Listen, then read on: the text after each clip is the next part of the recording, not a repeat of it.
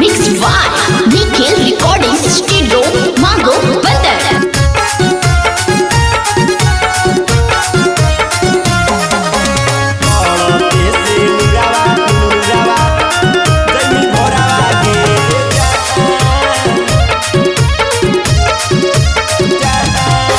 नदिया किनारा रोबल भरवा झर झर झर उलरवा के चल नदिया किनारा रोबल भरवा झर झर झर उलरवा के चल जनगे पड़ते से नुरवा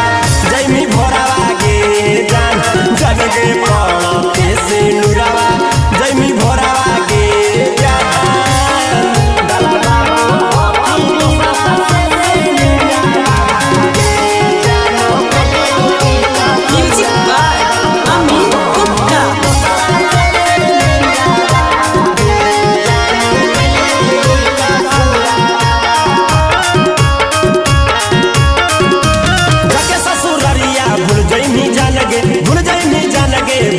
गेनी बदल छौड़ी होनी बई मन गे होनी बई मन छौड़ी होनी बई मन गे होनी बई मन गे हाँ हाँ जाके ससुररिया भूल गेनी जान गे गेनी बदल छौड़ी होनी बई मन गे नीलू नहीं आई तब सुता भी जाबो पियावा के करवा के जान नीलू नहीं आई तब सुता भी जाबो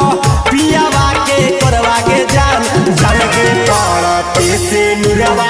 जैमी भरवा के जान जान के पड़ते से नुरवा जैमी भरवा के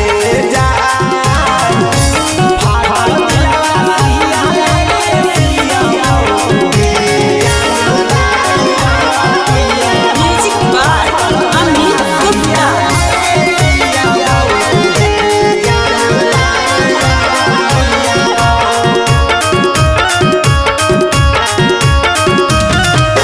रंजित प्रेमी बदलतो या दतिया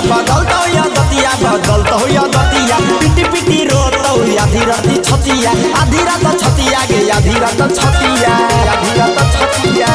हाँ हाँ रंजित प्रेमी बदलतो या दतिया पिटी पिटी रोतो आधी रात छतिया सुरेश अवधेश का हो हाथों पहले ही शादी के जोड़वा